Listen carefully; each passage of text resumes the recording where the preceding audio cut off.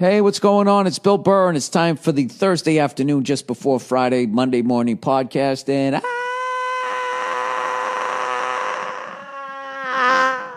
I'm just checking in on you. What's going on? How are you? How's things in your world? It's almost Friday. Today's payday, right? You're going to get that fucking check. That fucking douche is going to come by with his gold-toed socks, right? Poke his head in your cubicle. Lay that fucking envelope down, right? And he's going to be talking to you and you're not going to hear him. You're just going to be sitting there smiling. Or maybe it's a lady. Maybe it's a woman. Maybe she's coming along with her sensible shoes, you know? She doesn't have a heel on it, right? She's taking it back, you know? Tell me what to do with my body. How come guys don't have to walk around in high heels? Why do women have to ruin their feet and their fucking lower backs? You know? That's like one of those fucking stories that, like, with this stupid-ass fucking election would actually become like a national story. Some dumb shit like that. You know, complete fucking clickbait horseshit. Who gives a fuck? You know? I don't know. I don't know how people sit down and watch these conventions. My entire life, I've never been able to get through one. They are so fucking cringeworthy. It's so phony. It's so fake. The fucking smiles, those maniacal, like just totally in your head. You know, the candidates at this point, they have to be completely fucking exhausted. They don't want to answer any more fucking questions. And they still have like another 90 days of this shit that they have to go through. You know, like when a team goes to the Super Bowl, right? And you got the 2 weeks right before, and they just fucking sit there all fucking. Reporters run out of questions, and they're just sitting there. That's 2 weeks of that shit. And those players, they go nuts just doing that. This fucking comb-over guy. Fuck am I yawning for? It's only 8:30 at night. This fucking comb-over dude and the clam there, they just keep answering the same fucking questions. It's got to be easier for Trump. You know what I mean? He just has to just make up some shit. Listening to Trump give his speech is no different than fucking listening to me do this podcast. He might as well just be laying there in his fucking underwear, his fucking boxers, and just talking to the American people. Just whatever the fuck he's thinking, he just says it. And then like fucking, you know, whatever, 20 minutes later, somebody corrects him on Twitter. That happens to me all the time. Every time I put out a podcast, somebody goes, hey man, not trying to be a dick, but just let you know, the George Bush thing. I thought they were just making fun of George Bush dancing. I didn't know he was doing it at the fucking, at some, the police officers' funerals, the memorial service. You know, I thought Lewis Hamilton was the upstart driver. They're like, no, it's actually Nico Rosberg. Just every fucking week I do that. But I'm just some shithead. I'm not actually running for office. Oh, you're not, Bill? Thank you for bringing that up. We didn't fucking realize it. So anyways, you truly are a fucking patriot if you could sit through those things, especially this election, because I can't fucking do it. I can't. Oh my God, Rudy Giuliani, when he fucking was going off. Jesus Christ, what the fuck was he? What was going on with him? I love how his voice kept going up, like he thought the crowd was going to go with him, and they didn't really. They kept clapping, but he kept increasing his energy and his passion, and nothing happened. At least when Howard Dean got going crazy, when he did that thing, he was reacting to the energy. At least he was fucking connected to those people. Rudy, I don't know what he was doing. Yeah, I'll tell you, the worst fucking image you could ever picture is Rudy Giuliani banging Hillary Clinton. I mean, just imagine that with his fucking, that look on his face when he was screaming about the cops. And then Hillary, when she, fucking does that smile where her eyes get all wide. All right, I'm going to ruin your fucking day. Picture her bent over with the fucking eyes all wide and that crazy smile, and hid behind like, just fucking banging away. There you go. That's on your fucking hard drive now. You can never erase that. Oh, shit. Look at me. It's another one for the MMP fucking Photoshop right there. Look for that one tomorrow on fucking, I guess today, if you're listening to it. It's tomorrow for me on the old fucking Twitter sphere. All right. And I commend anybody who really honestly sits there and watches these Republican and Democratic national conventions at this point. If you can actually sit through there. I didn't watch it, but did the fucking guy there, Bernie Sanders, did he just completely flip-flop and endorse Hillary? Is that what he did? I mean, just how can another thing I just don't understand is how you can sit there watching somebody in a debate, trashing somebody and trashing them, saying why they think they're going to be awful. And then when the person they say is going to be awful beats them, they then just do a fucking 180 and be like, I think this person that I said sucked is going to make a great president and has my full endorsement.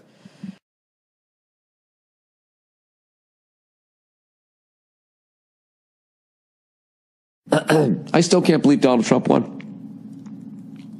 I still cannot fucking believe that. A reality show TV star got fucking elected.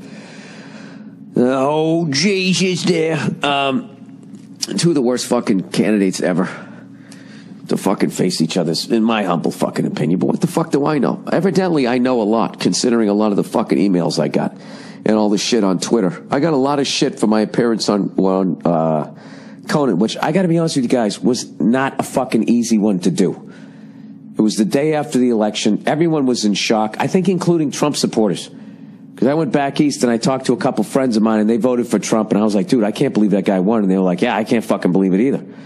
So, I don't know. Maybe this is like when the Patriots beat the Rams. I have no fucking idea. But anyways, that was not an easy spot to be in, you know? And I stayed true to who I was, an uninformed jackass who can't fucking read out loud, who's into conspiracy theory.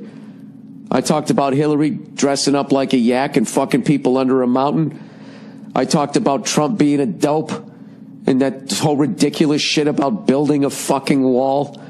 I trashed them both equally, but, you know, people who vote for colors, right? You got a blue tie, you can say nothing wrong. You got a red tie, you can't do anything wrong, right? I got so much fucking shit. It's so amazing how people hear things.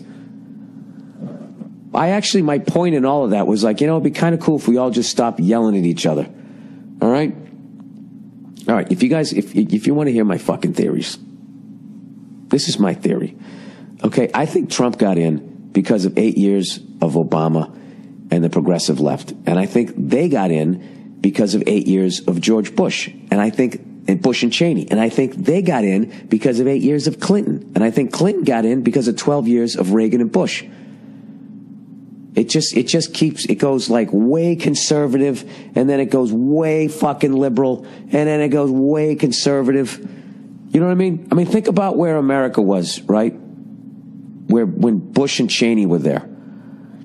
All right? And then 6 years later or so, during Obama's presidency, like Bruce Jenner transitioned, got her own show, and was named Woman of the Year. Okay, now that is not something that you would think could happen in 2007. 6 years later, boom, that's where the fuck it's at. And I don't know. And my problem with both sides is the way they ram their ideology down your fucking throat. And that if you have a difference of an opinion, you know, on the right, it means you're against America, you don't support the troops, and you're a socialist. And on the left, if you don't agree with them, you're a caveman, you're a fucking sexist, you're a racist, you're a homophobe, you're any of those fucking things. But both sides equally try to get you to lose your job, and they try to destroy your ability to earn a living because of your beliefs. And for the life of me, as confusing as the prevent defense is, can somebody please explain to me how, if somebody says something politically or socially that you don't agree with, spawning a movement to get them to lose their fucking job, how that makes that person more supportive of the troops, America, less of a socialist, whatever the fuck it is you think they are, or how that makes them less racist, less homophobic. Like, I don't know. That doesn't work. Yelling at people, taking away their jobs, You know what I mean? It's like way back when the Dixie Chicks criticized George Bush, the fucking right, all of a sudden, they pressured radio stations to not play their music. They were fucking running over their CDs with steamrollers. And, you know, people are like, dude, what the fuck? You're going a little far. And it's like, no, they had a right to say that, and we had a right to respond. It's tit for tat. It's like, that's not tit for tat. You know, tit for tat is they trash George Bush, you defend George Bush, and you trash them. Trying to systematically destroy their career and their ability to make a living is not tit for tat. That's like somebody flicked your fucking ear, and then you took out a fucking knife and trying to cut their jugular. So, and personally speaking, I think both sides are really guilty of that. They're really guilty when you get really far left and you get really far right. They're really guilty of just, they bully people, and they're so fucking wrapped up in that they're so goddamn right about everything that they really become condescending, insufferable assholes. And I don't know. So I try to stay in the middle, because I would never tell you who the fuck to vote for, nor did I ever on this thing. Unlike what most people saw. Dude, I got people on fucking Twitter. It's hilarious. Like, they're sitting there. First of all, they think they know me because they watched me on a talk show, and then they think they know how I voted. Like, the amount of people that thought I voted for Trump, and then the amount of people that thought I voted for Hillary. All the Trump people think I voted for fucking Hillary, and all the Hillary people think I voted for Trump. I didn't vote for either one of them. I told you guys right along. Bernie Sanders was my fucking guy. That was my fucking guy.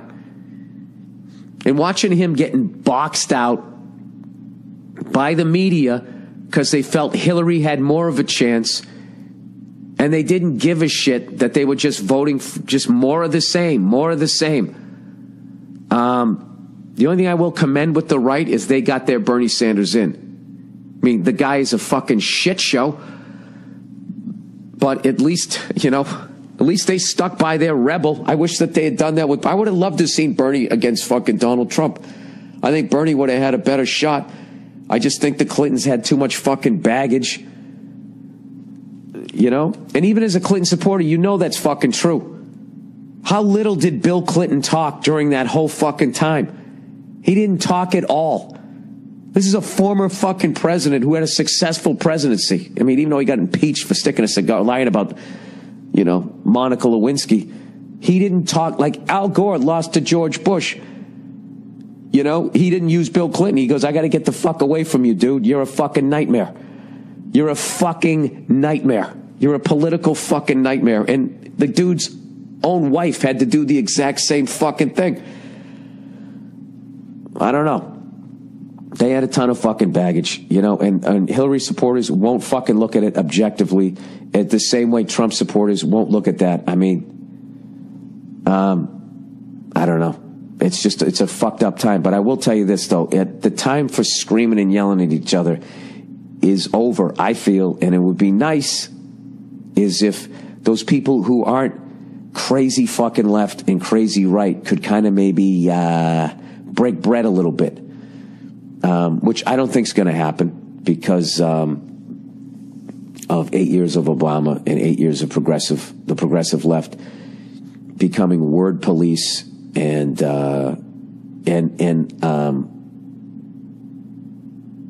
social police and idea police and all of this stuff, telling you what the fuck you're supposed to think about everything and what you're supposed to say and what word you're supposed to use. And I really think it's overly simplifying, saying that the right voted the way they did because they want to say homophobic and racial slurs, just turning people into that's just, like both of them, they always turn each other into like a cartoon. Like, you ever notice, like, whenever like a Democrat gets in, the right totally overreacts and like, it's going to be socialism, it's going to be like communist Russia, there's going to be terrorists running down the fucking street, you know?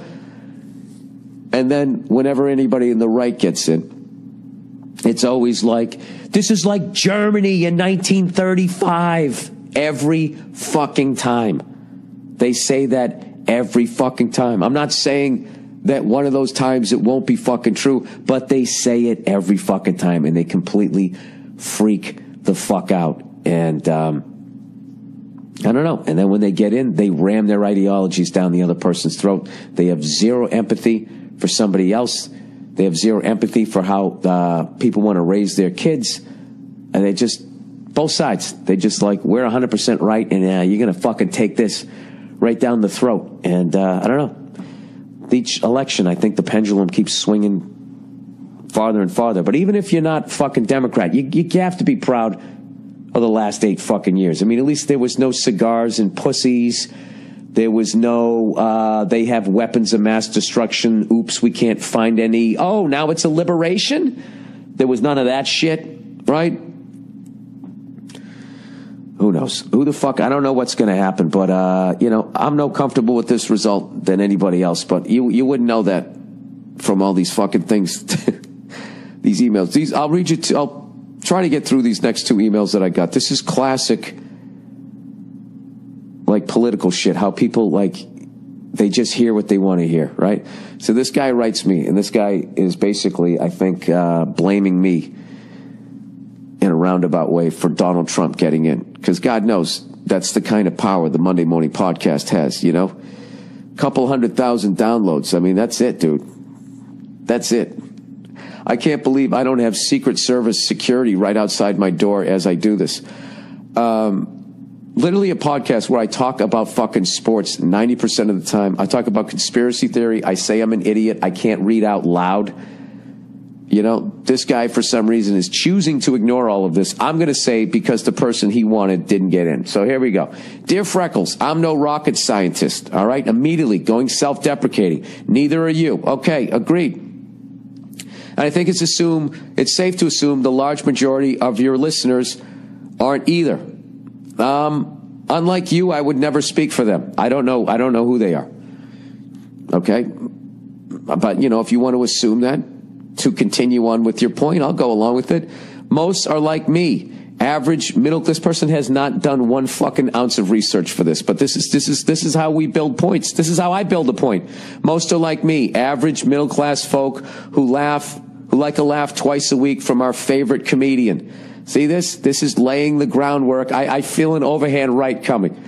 You have swayed my opinion on several things over the years. Oh, Jesus. Most notably, I went from a Patriot hater to someone who supports them and agrees they are unfairly scrutinized by the league and other teams. Well, isn't that amazing? So I guess if I could sway you on the amount of air that should be in a football, I could sway you on who you're going to pick for the leader of the free world. Yeah, I can. That's the same. I totally see that point. I don't think there's any sort of giant body of water that you're leaping over there. I don't. Okay, here we go. When I realized how much your opinions influence me, I realized how much they might influence others. Okay, here's the big failure here, buddy. Okay, you didn't agree with me on the Patriots. I brought you around. You didn't agree with me with my political opinion on Hillary Clinton. You didn't change. I think that I can bring your fucking opinion around about using those savey save fucky fuck cards in your everyday bullshit life. But when I think it comes down to electing the leader of the free world, I think you go a little bit beyond the Monday Morning Podcast or the Thursday afternoon just before Friday Monday Morning Podcast where I scream, I'm just checking in on you like a fucking idiot for half a minute. All right, so here he goes with this. See, he's laid. See, he came out, I'm no rocket scientist, self-deprecating, okay? Then he goes, hey, and then he just goes, well, I'm going to assume that this is what your listeners are without doing any sort of research. And then I'm going to go, oh, you swayed me on this fucking basic bullshit horseshit that means absolutely nothing.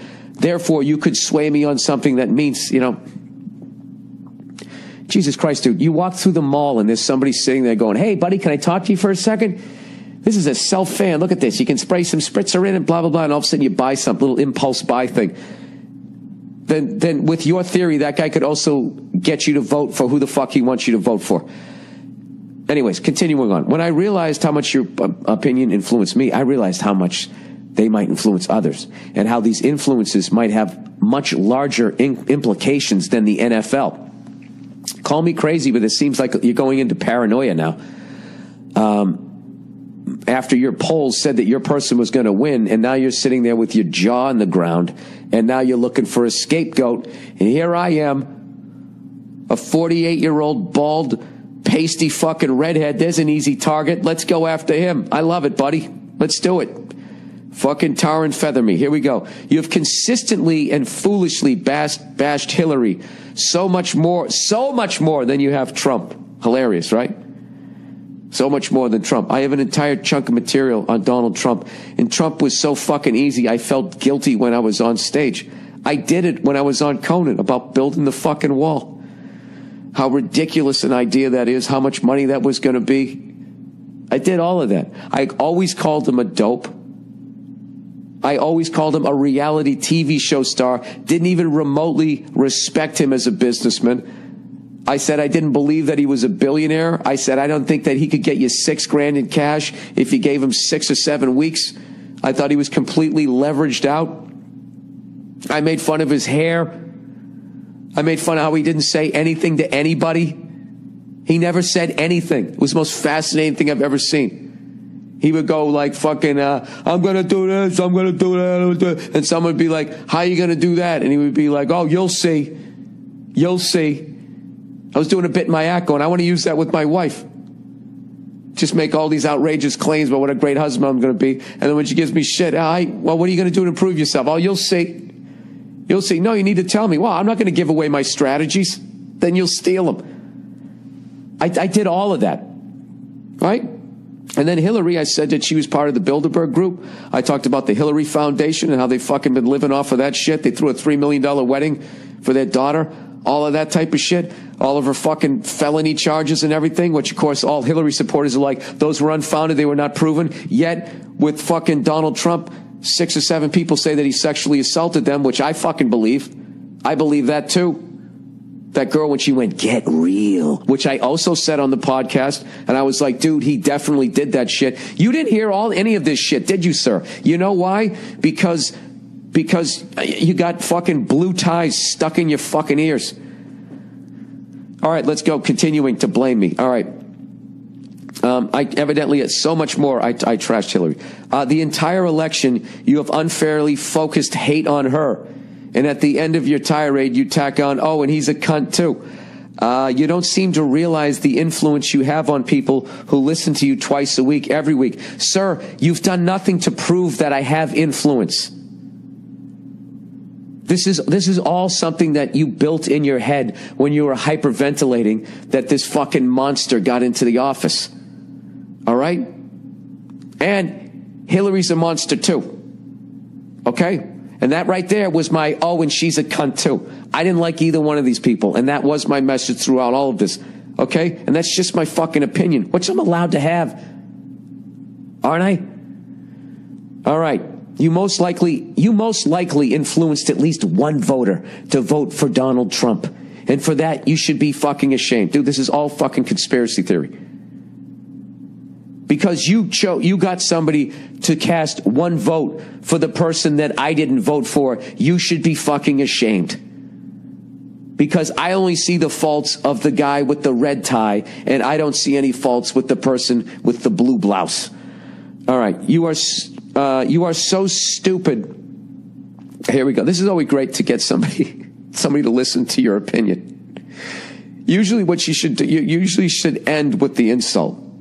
Say your point and then you tag on, you fucking asshole, because then they'll at least hear your point. But if you start this, if you front end load, all right, you are so stupid that in one sentence you go from saying how they never talk about this issue or that issue, then conclude by saying, but I haven't watched any of the debates or kept up on this at all. You fucking idiot. Yeah, exactly. Exactly. You don't think that Trump supporters didn't say the same thing? They did, buddy, because I have the exact same fucking email from the other side. All right? Which, with my theory that I'll now use, that also has no research behind it, I would say that you guys all sort of canceled each other out. So whatever influence I had, I influenced somebody the other way too. So I am completely exonerated here. And if you look at the popular vote, it was almost right down the fucking middle. So there you go. So he calls me a fucking idiot, all right? They never talk about climate change. It's something you've said on Monday. The day before the election. You have no clue what you're talking about. Well, first of all, I said they never do. I didn't say that one or the other, so that was an even-handed one, right? She goes, Clinton has made it a major point and supports the Paris Agreement. Nothing I ever saw, she made it a major point. She's commented on it. It goes to the Paris Agreement. Not that you even know what the fuck that is, you freckled fuck. Of course. See, this guy, once again, making assumptions. I know what the Paris Agreement is. I've seen it on The Daily Show. I saw when they all talked about it. I saw when they went there and the right finally said, and I actually talked about this on the podcast, sir, when the right went there and they finally said, okay, after denying it, they finally said global warming does exist, but it's too late to do anything about it now. All right. I believe I compared that to when Pete Rose finally admitted that he bet on baseball and said, now can you let me in the Hall of Fame? I distinctly remember saying that. Not that you remember that, sir, because you got your blue bonnet stuffed in your fucking ear. Right? I also actually looked up weeks ago, like, when did people first start talking about climate change? As I was driving down the street and I was listening and they were saying, you know, I drove down the street that morning. I heard that on NPR they say scientists say the Great Barrier Reef is now dead, and then they went on to talk about the Cubs, which of course struck me as funny that the whole rest of the report should have been about that, or that swirl of trash in the Pacific Ocean and all that shit, which none of these guys really talk about. They do a little bit of lip service. That's about it, but they're not going to fucking do anything about it. And even if they try to, they can't, because these corporations own them. Which is why I like the lunatic guys. I never vote for the fucking main people. I don't know, whatever. Let's just plow ahead. So anyways, yeah, I actually looked it up.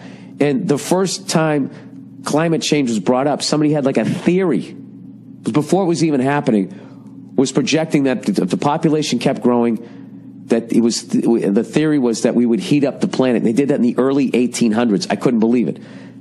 And then there was a few more things about it. I can't remember, it was weeks ago, but like in the late 50s was the first definitive paper saying, since the 1950s, scientists have been telling people that the pollutions and shit that we've been putting in the air or whatever, like, I'm not a scientist, okay?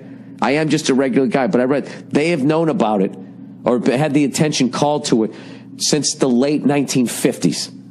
Okay, so I am a moron, but I'm not as dumb as you think I am, sir. And one of the reasons why I underplay myself is because I don't want to be another fucking jerk off who's just fucking, getting in your fucking ear like some people in my business.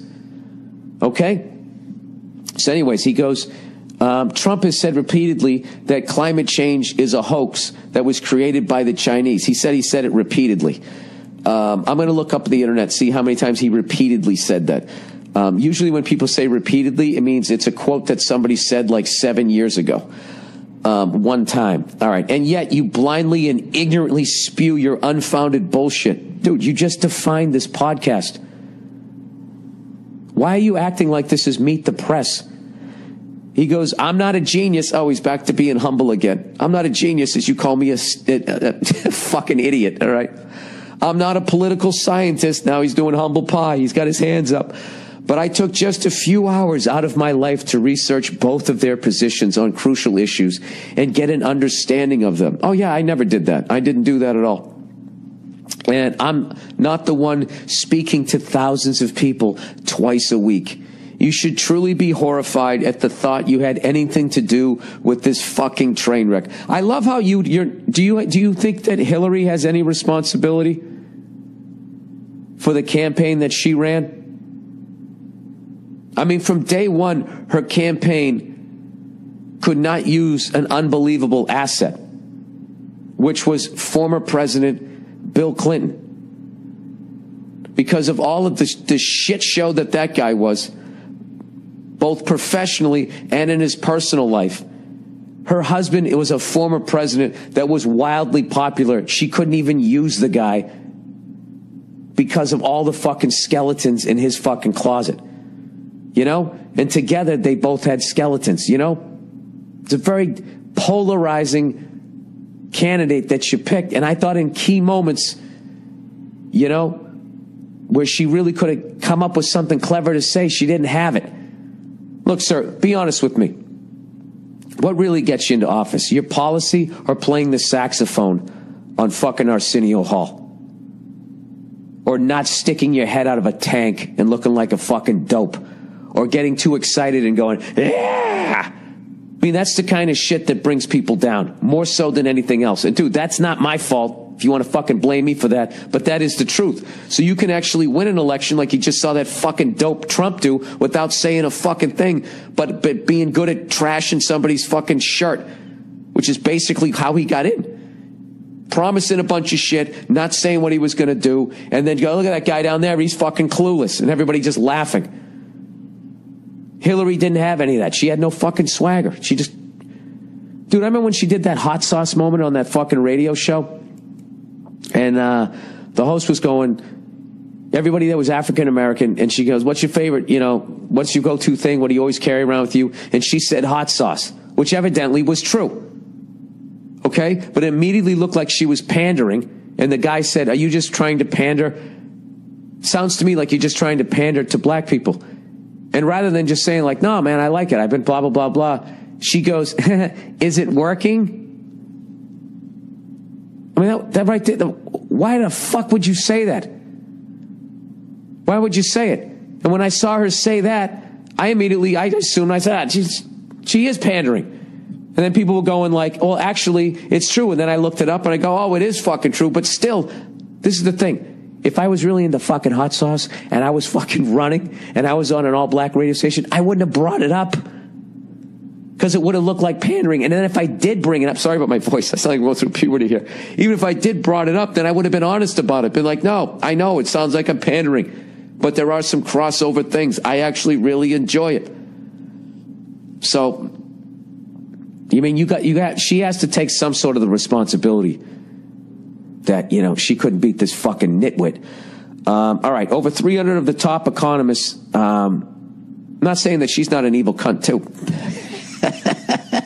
Over 300 of the top economists, including 8 Nobel laureates, came together to say, I don't know if I said that right, that a Trump presidency would mean turmoil in the American and as a result, the world's economy. Over 350 of the best scientists in the world came together to say his presidency would be a disaster for the entire planet because of his dangerous stance on climate change. Not to mention, Russia literally threw a party in the Parliament building as soon as Trump was elected. That actually, I'm happy. I like when Russia and the United States are on friendly fucking terms. It would be nice that we're not going in a direction to fucking keep pointing missiles at one another. And, you know, for as much as Al Gore, I loved his stance on climate change. He wasn't able to get a fucking thing done. He wasn't able to stop it. He wanted to fucking, you get a few policies in there, they just ignore it. And these guys, they're only in there for 48 years. They just wait him out. I remember when Al Gore wanted to have a car that got 100 miles to a gallon. I was excited. I was in my 20s. I wanted to buy the car. They just kept delaying it and delaying it and delaying it. And then they got out of office.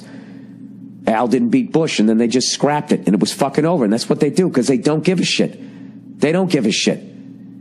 You honestly think Hillary Clinton would have stopped global warming? If you talk, all those 350 scientists that are all experts, you know what else they've said? They said it's too late. It was too late by the 1980s. It was or something in the 90s. It's been too late. It's almost like not even a fucking issue anymore. I mean, it is an issue, but the only way to do it was we would all have to fucking go back to living like cavemen, and 90% of us would have to die and just kind of sit there and not do jumping jacks to add to the fucking heat and hope this thing could heal itself. Other than that, I don't know what the fuck you're going to do. Because everybody's running around just having to get a flat screen TV in every fucking room. You know, I love how it's like the political candidates are responsible for it. It's like we're just as responsible as anybody else, aren't we? I don't know. Jesus Christ, this is like Meet the Press here. Anyway, so the next time you open that stupid fucking freckled-crusted mouth, this guy's like more enlightened than me, by the way. Remember, your words have power. You are an influential person, whether you want to believe it or not. I don't expect you to read this tirade on the podcast, but I hope you read it and realize what a fool you've been. Why? Because I don't agree with you? because you have all of this, admittedly, that is, none of this was researched? If you just did 45 minutes of research, earlier you told me a couple hours, you could see that, yes, Hillary made mistakes with the email and Benghazi. Yeah, she made mistakes, okay? But nothing she ever did was criminal.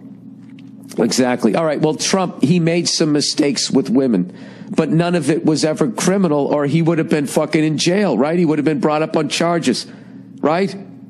The charges would have stuck. You can do the same thing. You're going to completely... I like how you don't bring up the fucking Hillary Foundation or any of that type of shit either. Or any of the other fucking... all that other, whatever, the fucking Whitewater, all of that fucking crap. You don't bring up any of that shit. You don't bring up the fact that they're both worth hundreds of millions of fucking dollars. And that's not a red flag to you.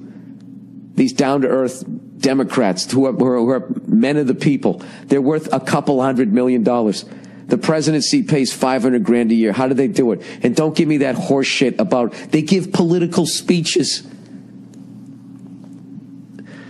The fucking political speeches that they give, okay? Can you at least agree with me on this, sir? That's just those people washing their bribe money.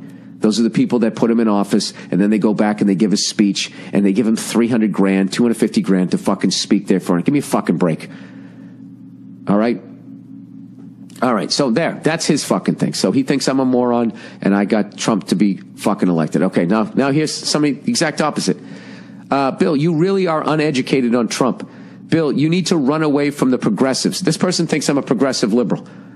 Listen to the exact same podcast, sir. Move the fuck out of California or whatever liberal spot you're living in. Now, this is what I can tell you immediately, is the last person who wrote this email is not listening to this at all. Is already yelling at his fucking windshield about what a dope this guy is. He goes, I just heard your podcast about the tearful Democrats. Yeah, he listened to my podcast, and he thinks that I'm a progressive liberal. And for instance, you had no clue who is going to pay for the wall. Dude, I've said all along I have no clue. I don't know shit about football. I watch fucking Patriots Seattle. I can't name half the fucking people. All right, here we go. You have no true... This is the funniest thing I've ever... One of the funny things I've read. You have no clue who's going to pay for the wall. Trump had 100 rallies where he asked the audience, who's going to pay for the wall? And everyone would shout, Mexico.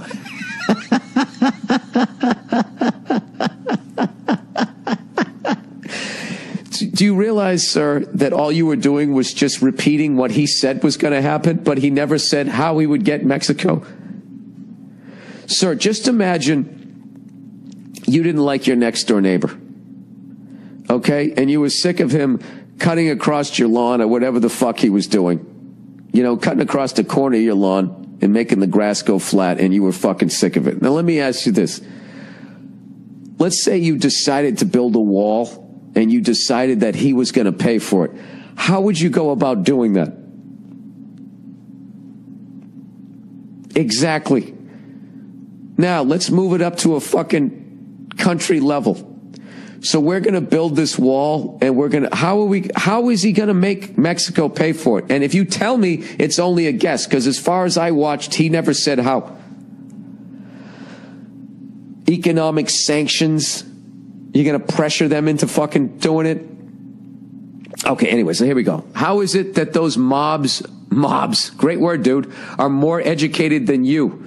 Who the fuck is saying that the benefit of the walls will be jobs? Who are you listening to? And who said Trump doesn't want health care? He's been really left on health care, saying people with no insurance should be able to get treatment and care from way back when he was running in the primaries. See, now this guy thinks Trump is left on this. See, this is why. This is why, sir, the first person that you think I had influence, it's like people just hear the podcast. You guys already have your fucking minds made up. And then you listen to the podcast, okay? And it's like watching a football game. And you're listening to Chris Collinsworth. I met him one time when I did Inside the NFL. Chris Collinsworth goes, everybody thinks I hate their fucking team and like the other team better. And that's what you guys are doing with this podcast, all right? You guys are listening to this shit. You lean left or you lean right. And when I trash your guy, you think I'm only trashing your man or woman, and I'm trashing it more than the other people. And then if and when your person loses, you then blame my podcast. All right? You guys went out and you voted for who the fuck you wanted to vote for, and you listened to the information that you wanted to listen to, and you listened to whatever the fuck you were receptive to that vibed in your life, which is the exact reason why when I was doing this bit on stage talking about Trump supporters going, how can you support this guy? He's got people openly yelling the N-word at his rallies. There's video of that. Doesn't that bother you? And this is what they would say. Well, I said this on Conan. They would be like, I'm not into that. I'm not into that. But Hillary, and what it is what tracks for people is what's going to affect their fucking life. And unfortunately, when it comes to fucking racism, it doesn't track with white people because it's not a factor in their life. White people are not victims of racism, despite the fact they say that they are when they talk about like affirmative action. That's racist because they don't understand that the reason why affirmative action came about was because racist white people would not hire people who were not white. So they literally had to come up with a law to force white people to give other people a chance. And then what people do is they just look at that moment. They don't look at the history of it. They just look right then and there. So, I don't know. I think that, look, I understand that right now, believe me, do I understand, going to comedy shows and seeing the way the fucking crowd is reacting, that this is a very volatile fucking time. This guy goes on to talk about how fucking people thought Republicans were being dramatic when they said no to World War III, vote Trump. But the Democratic National, the DNC, I don't even know what the fuck it stands for, forced Russia to, why isn't it DNP, Democratic National Party? Make my life easier. Force Russia to dump tons of money into hypersonic nuclear missiles. They have these fucking hypersonic carriages that can hold 16 nuclear warheads that can penetrate our missile shields, blah, blah, blah, blah, blah, and all this type of shit. Reputable scholars were saying that we're moving towards World War III if you elect Hillary. Now they're all changing their tune thanks to President Trump, former host of The Apprentice. Get on board with Trump. Your annoying voice should be on our side. See, he doesn't think I'm fucking on his side. You don't think I'm on your side. Both of you have scholars and scientists that say your point of view is right, because what you guys do is you go to I'mRight.com and you memorize a bunch of horse shit. And then when your person doesn't win, you then fucking blame a podcast. So there you go. I don't know what to tell you guys. I respect both of your opinions. I don't agree on either one of them. I usually don't say who I vote for because I think it's a private matter, but I did not vote for either one of them. I voted for somebody else. Bernie wasn't on the ballot. I voted for somebody else that I thought was the best candidate, not who the fuck I thought was going to win. And I think that's a major problem, is that people don't want what's right. They want to win, you know? So they will go with a candidate that is a warmonger or a fucking racist or a corrupt piece of shit, and they don't give a fuck as long as they're wearing the right fucking color tie. All right, and now I'm done. All right, let's get some advertising, everybody. But I do have to say this, is let's just say whatever Trump is going to do. All it's doing for me, you know, he appoints this guy, and he's got this fucking past where he allegedly said something about Jews, you know, wasn't proven or whatever, but he's got this fucking background. Like, all that does for me is just inspires me to become more of a fucking understanding person and try to listen to people. And as long as you just take that, like, that attitude, you know, I really don't think a president should make up your mind on who you should be afraid of and what we need to do and what these people are going to do to us or what they're not going to do to us just because they fucking said it. I don't listen to that. What I like to do is I listen to what the president says, and then I go to the country and I go to their fucking thing and I try to find some English story about what the fuck they're saying about us, and then I try to figure out what the middle is. All right? I don't know. I don't give a shit what color your fucking tie is. All right. So white people, if you're nervous, okay? Liberal whites, if you're really a fucking good liberal white, you'll become even more fucking understanding of people that aren't white and that are going to, you know, bear the brunt of what this guy might fucking do. I think it's your responsibility to become even more understanding You know what I mean? And stop making everything about yourself and your fucking world. Because the mainstream is already about that. All right? There you go. I'm off my... You need to take it or don't. You know, it's up to fucking you. All right? But I don't want to hear you crying about somebody taking your fucking... I can't stand listening to white people talking about, they're taking the country away from us. It's like, if you looked at a fucking census, you idiot, you know, you're fine. Okay? All the water parks, they're made for you. No one gives a second look when you show up. Like, what's his element doing here? They're excited you're there, and within 2 seconds, there's someone in a mascot outfit fucking hugging you. There you go. All right? You're going to be fine.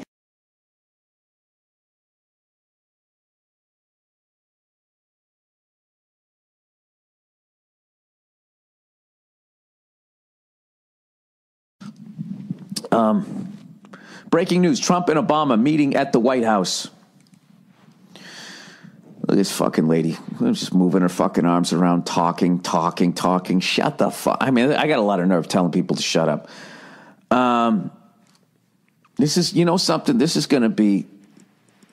why is the right so fucking crazy? What is wrong with you guys? Jesus Christ. You picked a reality show TV star? That's who the fuck you picked? Then you picked George W. Bush. Can you give me a guy? You know, this is what kills me about you dumb fucks over there. I lean right a lot.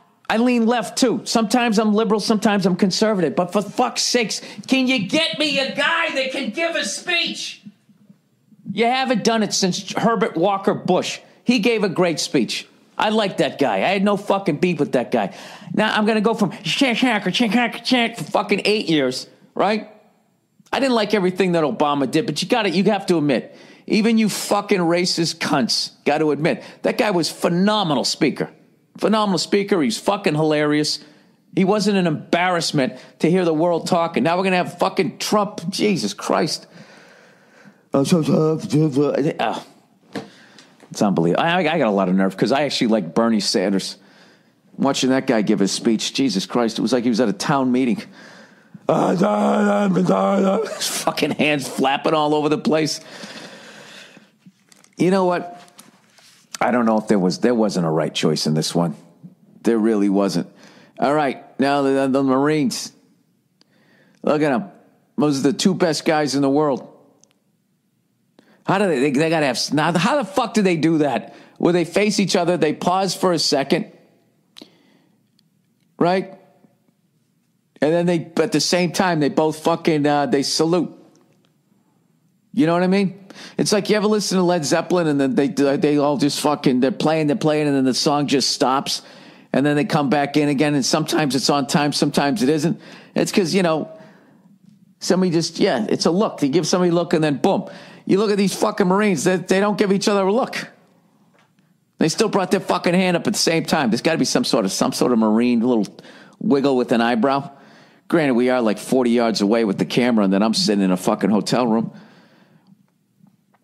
I wonder what the fucking audition was to get that gig. You know, how many fucking doors did you have to open like perfectly to be there? You know? There's got to be some proud mom out there. That's my son. He's going to open the door.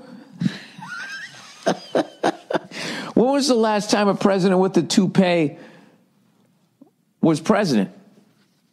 They've all had full heads of hair. All had full heads of hair. Hey, ladies, who's going to be the next lady president? I mean, the first one, I should say. Do you think Hillary's done? Do you think she has enough pantsuits for another run? You know? I don't know.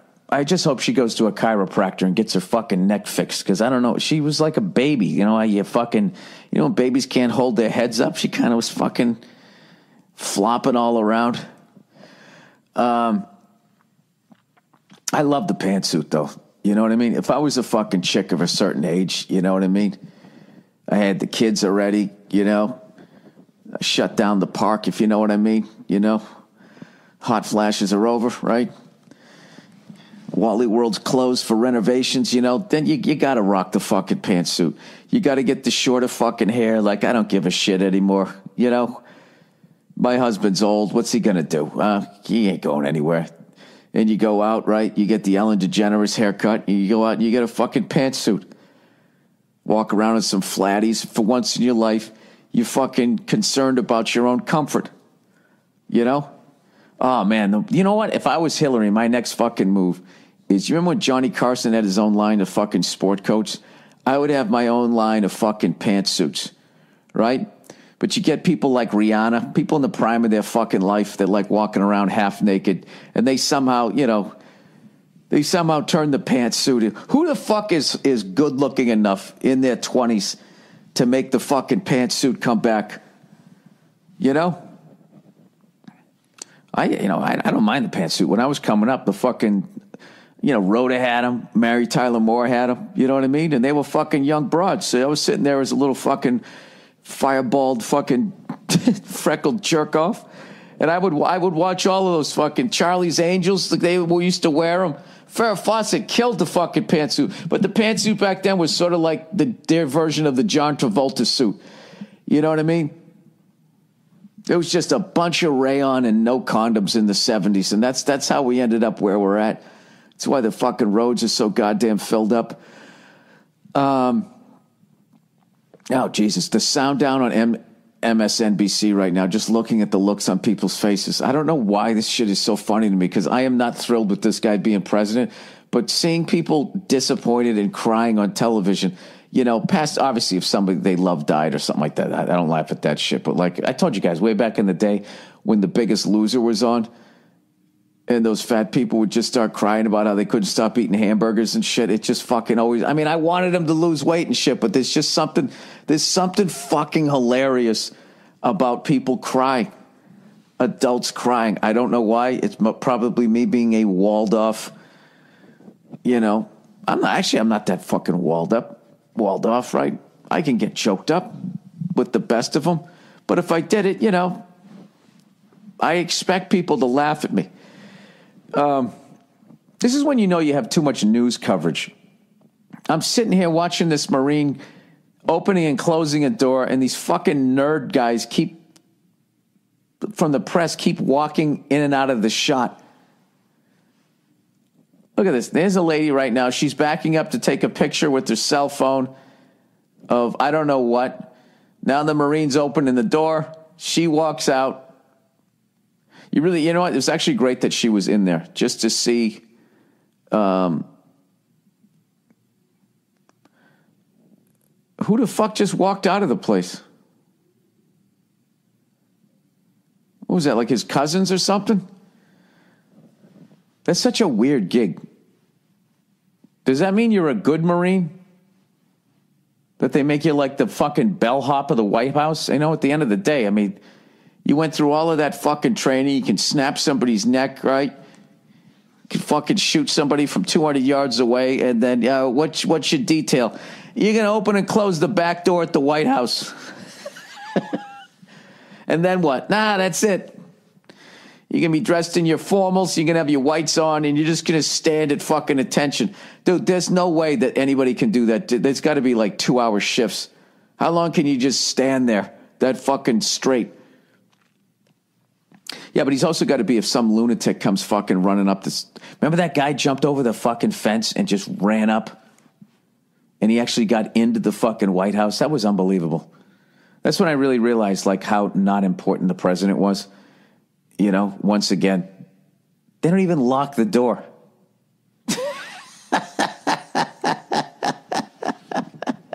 Do you understand that fucking asshole who jumped over that gate and ran up to the White House? Do you realize that guy got further into the White House than he would have got into my house? My door's locked. Then he ran down the hall. He gave a head fake and he broke the ankles of some Secret Service guy, right? Like Iverson did to Jordan when he first came into the league. And he went right. He got like he zigged instead of zagged, and that was the only reason why he didn't just fucking get in there. It's really not funny, but you know the fact that nothing happened. It's kind of fucking hilarious. Jeez, look at this guy with his pea soup green fucking tie, just pointing and all that type of stuff. He's fucking, Oh, geez, everybody thinks they're making a point, including me. Why don't just regular people help each other out instead of waiting for these fucking people to do it because they don't get along with each other? Like when Obama went into office, evidently all the Republicans on the first fucking day in the House, the Senate, or whatever, just basically said, we're just going to disagree with, we're not going to pass anything that this guy says, which is really fucking treasonous behavior, I think. Not saying you got to pass everything the guy says. You do have to keep him in check. But before it even comes down the pipe, you're saying we're not going to fucking work with this guy. I don't know. But you can't ever expect these assholes to ever get along. They act like a bunch of fucking babies. They really are a bunch of babies, the way that they behave. So, but that doesn't mean you have to fucking behave like that. You know, you could be that person who doesn't scream and yell. You could be that person that doesn't talk down to somebody because they don't live near an ocean. Or you could not judge somebody because they do live near the ocean for whatever fucking reason. The blue states are near the ocean. The other ones are fucking in the middle, and everybody's screaming and yelling at each other. I've gone to all 50 states, and goddamn it, I've met great people out there. I really have. Great food, great fun. You know, quit fucking yelling at everybody, and you're going to be all right. Trump's going to be president. For a lot of people, I guess it'll be a good thing. For other people, it's not going to be a good thing. But you know what? You're not going to die. Okay? Get out in front of it. Think something positive. At the end of the day, if you want to get your business going, you're still going to have to do it, even if Obama was still in office, or Hillary got there, or fucking Newt Gingrich, or Rudy Giuliani. At the end of the day, your life is on you. And life is not fair, and people don't have the time to give a shit. You know? And that's how it is. It's unfortunate, but that is how it is. But the second you fucking address that, it's kind of empowering, right? Oh, fuck, I got to handle this shit, you know? And this is coming from a privileged white male. So, oh, go fuck yourselves.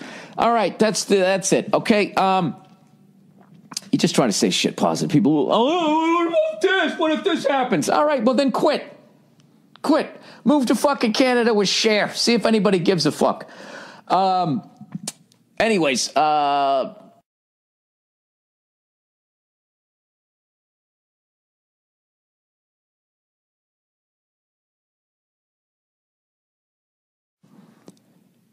hey, what's going on? It's Bill Burr, and it's time for the Thursday afternoon, just before Friday, Monday morning podcast. And I'm checking in on you. I'm just checking in on you. I really need to check in on you, at least half of you. A little less than half. Oh, Jesus. Make sure you guys are all right. There's a lot of crying going on out there.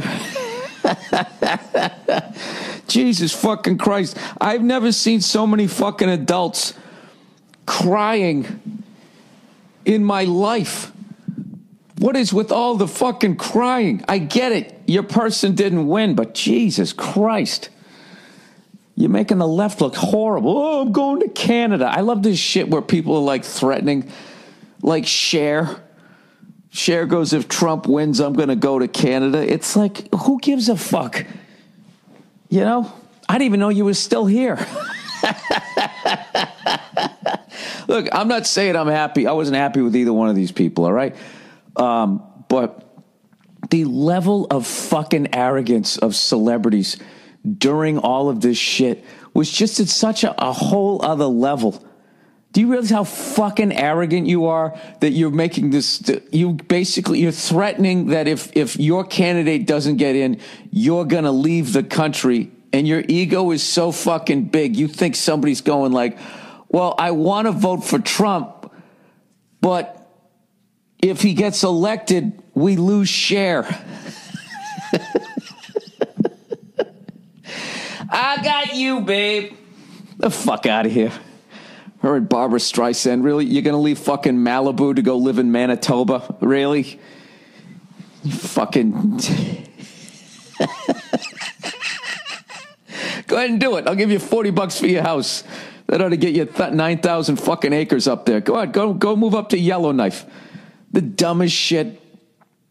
But I literally think like that's the level of ego that you have to have as like an actor, a comedian or something like that, literally to I mean, I guess I talk about it, but I fuck around. I trash people. I never told you guys who to vote for or whatever. I just trashed them both. I tried to evenly, but that fucking level that people take it to where they just start, I was on Conan last night, which was, it was a really difficult show to do last night because, people are like fucking stunned out here. They can't believe it. As I can't believe it in San Francisco, Berkeley, fucking New York City, and all that type of shit. So it was kind of weird. It was like going on like right after a funeral, I felt. So, but I really think this is just my own opinion. What do you guys think about celebrities endorsing a candidate? Because I think the candidates, they also kind of reach out to people a little, like.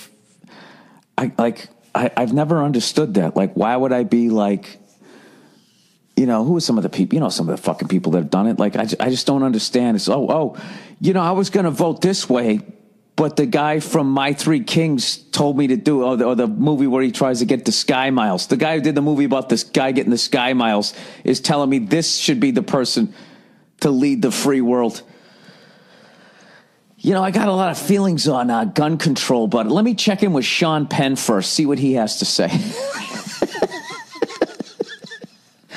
The level of fucking arrogance that you have to have. I don't know, it's a fine line because it's like, all right, well, it's good that they're involved politically.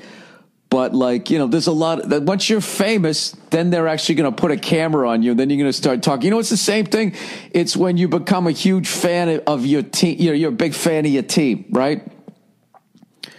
And, you're always sitting up in the nosebleeds. And then all of a sudden you get a part on a sitcom. And then they got you sitting down there. And then your team's doing well. And next thing you know, they're sticking the microphone in the face of an actor.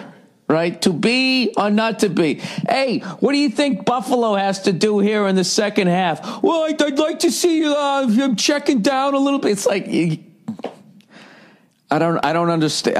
I mean, you know what? In defense of celebrities, regular people do the same thing on the news, and they get away with it because you don't know what their names are. You see it all the time on these when you watch the news, if you ever watch the news, they always go, we went out on the street to ask people what they thought about this new Target that's going up. I think it's going to take away jobs. I just think the downtown area, we don't need that. There's always that fucking person, right? So maybe that's what it is. That person is no different than any of those other people. It's just, I don't know. I think once you get to a certain level, you kind of need to gracefully shut the fuck up. All right. Having said that, can anybody explain to me why they're making such a big deal about the transition of power here as far as, we hope that it's going to be graceful. We hope that it's going to be when Obama came in, George Bush was very gracious. He was very blunt. They all were my entire life. I've never, Reagan didn't knock on the White House door, and Jimmy was just like, hey, get the fuck out of here. We don't want any. There's literally cameras on. That's another thing, too. There's cameras filming you as this transition happens. Everybody's always, you're going to be gracious. They know, well, look, they don't like each other. This one's going to be particularly fucking weird. Considering the sizable, overtly racist individuals that, I don't know what the fuck they were hearing, but they gravitated towards Trump. So considering, Barack being the first black president to now let this guy in who, I don't know, according to people I hear, I haven't even fucking looked it up, was endorsed by the Klan. This is just fucking nuts. Well, that's it. That was the end. It's the end, and now it's over, and now everybody can fucking move on. And, I did Conan last night. I think it went as well as it could have gone. And then, of course, I got people giving me shit. I was trying to say, look, whoever's president, it's not really going to affect my fucking day to day. Then, of course, yeah, it's because you're a fucking white guy. It's like, I get it. I get it. But your day to day, this is supposed to be uplifting, by the way. All right? Knowing full well that the world isn't fair. Okay? And that some people start way closer to the finish line than others. That's just how it is. All right? And there's advantages and disadvantages to that. You know, if you got to run further, you always think that other guy, oh, yeah, all he's got to do is just fucking go right from there to there, right? And you see all these fucking rich kids, they got drug fucking problems because they have no worries in life. They're fucking rudderless and all that type of shit. Everybody wants to think if you're filthy, stinking fucking rich that you just skip around and your life is fucking awesome. I've done enough corporate gigs to see that there's not a lot of happiness over there. They're fucking weird. Really rich people, I got to tell you, out in Malibu, you know, Nia always wants to go out to Malibu. She loves the fucking beach. And we go out there and there's fucking, you know, these seaside restaurants and shit, you know, which are cool. It's great. You fucking watch people surfing. It's awesome. You go out, you have a couple of crab legs, and then you get the fuck out of there. But there's a mall over there, all right? The Malibu Mall, whatever the fuck. You go over there, and I'm just telling you, the people over there, I cannot put my finger on it. They are fucking weird. Really rich people, there's some sort of fucking disconnect. I don't know what's going on with them. They just, I said it to Nia. I go, what the fuck is with these people? There's no vibe. There's no laughing. What's going on here? And she goes, they're bored. I think that's what it is. I don't know. I did gigs, way back in the day. I did some gigs out on the Hamptons. Another place with like super rich people, and they're just fucking weird. They sit there and they all look at each other. They're looking you up and down. Like I showed up and immediately they were just like, all right, this guy's in here for the day. He's a day tripper. Look at his fucking sneakers. Look at his fucking orange afro. Nobody with red hair makes it in this world. Before they met Donald Trump. How the fuck did he go from a brunette to fucking looking like me in 7th grade? I don't understand it. Anyways, but yeah, you make your own fucking opportunity. And I think, you know, as depressing as that is, I always looked at that like, I don't know. I always try to see like what the fuck I can do. I just can't believe all the names that I'm hearing now. Jesus Christ. Newt Gingrich, Rudy Giuliani. These fucking guys are coming back. Jesus Christ. That's like that Stallone movie where he took all the fucking action heroes from back in the day, Seagal, and they all got to have one last fucking thing. Unless it's a hit, then we'll make like 3 of them. What was that called? The fucking last gladiator action hero to fucking... I don't know, drink your juice in the hood. What the fuck with the Expendables? Yeah, this is like, he's bringing back, this is like the Republican Expendables. He's bringing all these guys back. I'm trying to think of another classic name he's got to go for from way back in the day. Somebody didn't die. I don't know, whatever. But you know something? It's over. Get on with your fucking lives. And, you know, there's all these protests at colleges. I don't know what they're protesting. I don't quite get it. It's like there was an election, it was legal, and your person lost. I guess they're just voicing their displeasure with the fact that this guy's in there. Dude, I cannot fucking believe that the host of The Apprentice is now president of the United States and that people are this excited and hopeful. Half the country is excited and hopeful. You know what I mean? You know, the most amazing thing ever are broke-ass people that are Republicans. That's the most amazing fucking thing on the planet. So you guys in, guys. He's going to make it great again for you. All right? Please keep checking in on me throughout the years. I want to know how your life individually will become great again. Or this country will become great again, so then your life will be great again. All those fucking people who are galloping sideways. I love how he wants to he doesn't want to have health care, but he wants to build a fucking wall from California to Mexico. How much money is that going to fucking cost? Oh, but the jobs it's going to create. Get the fuck out of here. That's a government job. Do you know bad? All of these fucking, you know something? That's one thing that they'll never police. But that fucking bullshit where these contractors, they get these government jobs to build shit and they charge 10 times the amount that they should. and these politicians just throw the fucking money around and they don't give a fuck, or they have to do it, whatever the deal is, you know? Like the math on this whole thing. Do you realize like $7 billion was spent to get somebody a job that pays $500,000 a fucking year?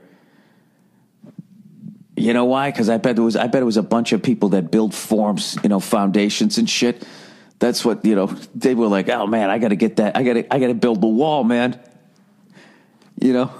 Some guy with the fucking rusted out pickup truck. Dude, if I get that fucking job, all our problems are going to be over. I'll be building that for the rest of my life. What a fucking crazy goddamn time.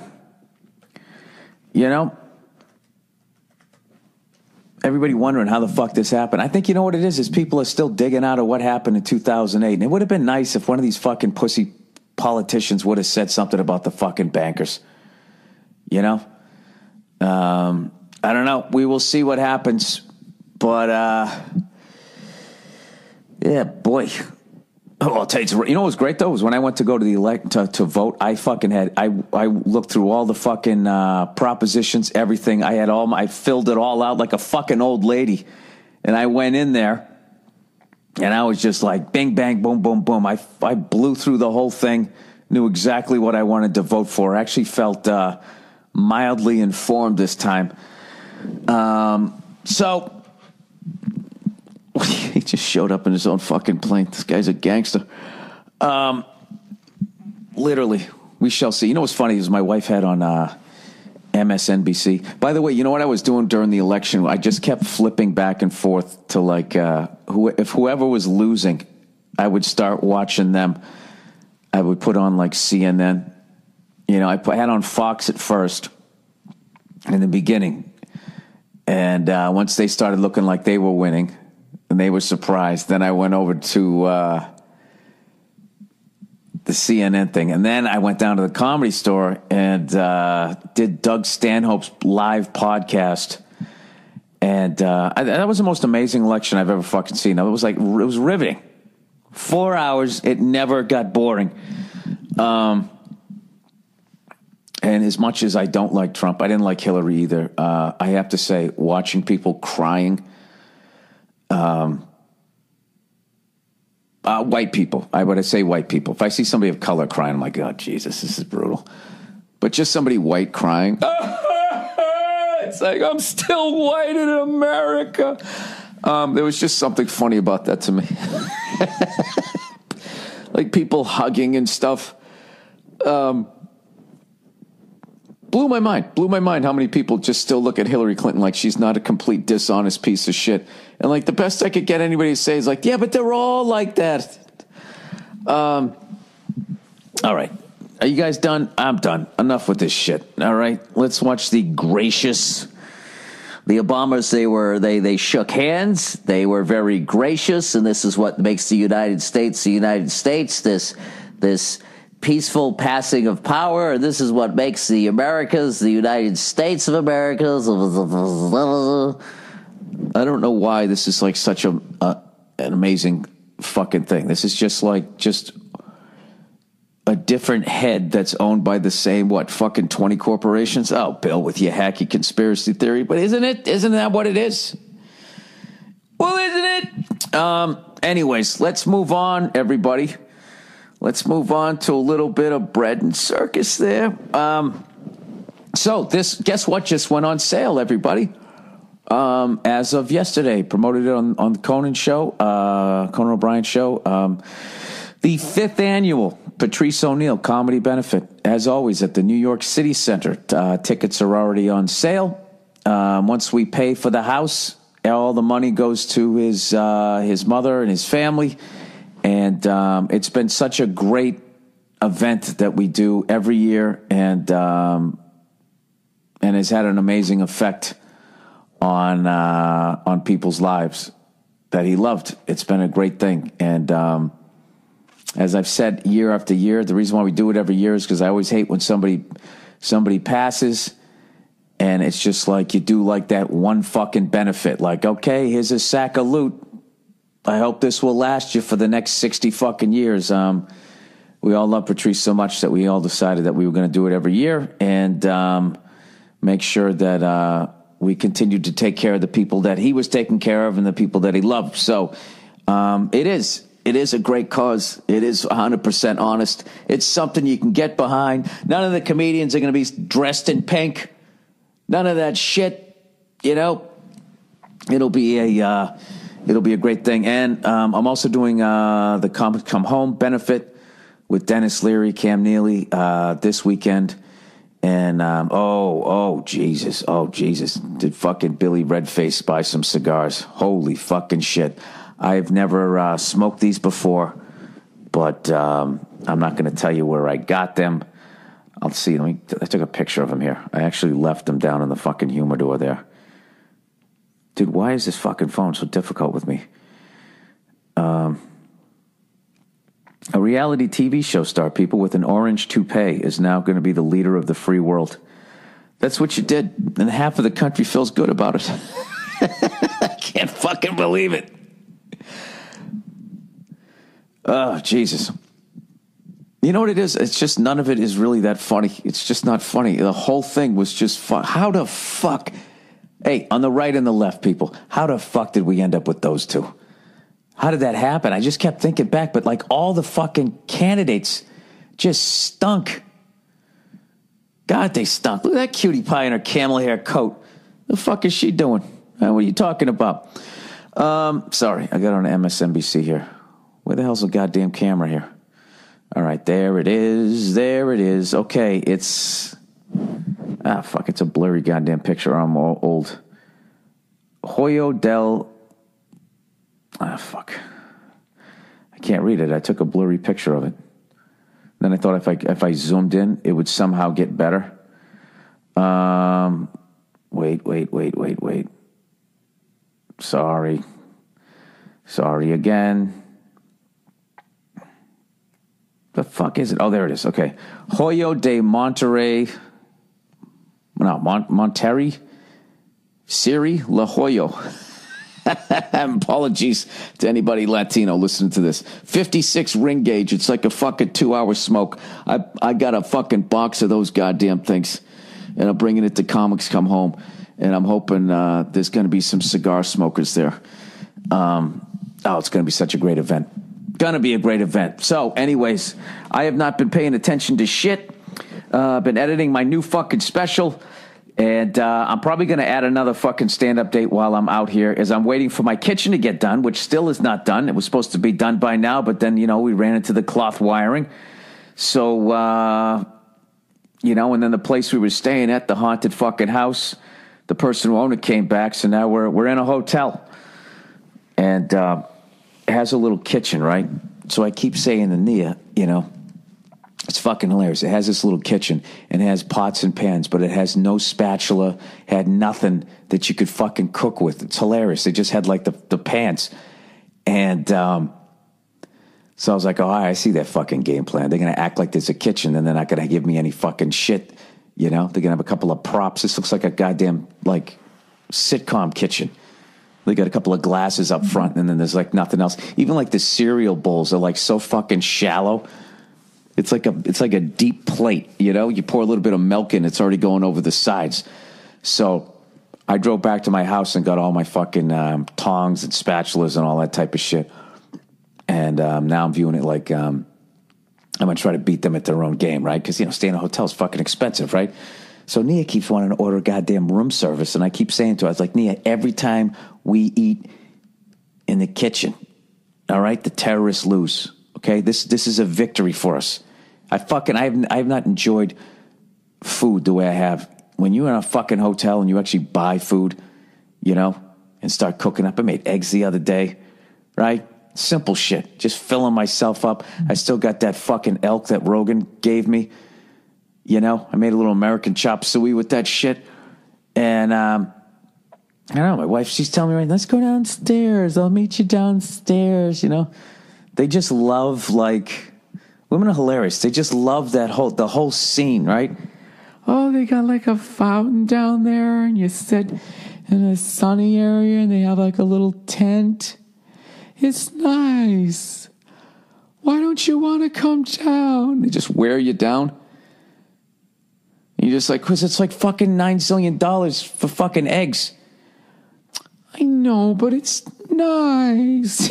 Like, oh, fuck. All right. Fine. All right, here we go. The NHL.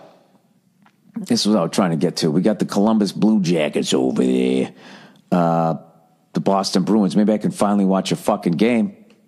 You know? Maybe I got the fucking NHL network here. Something.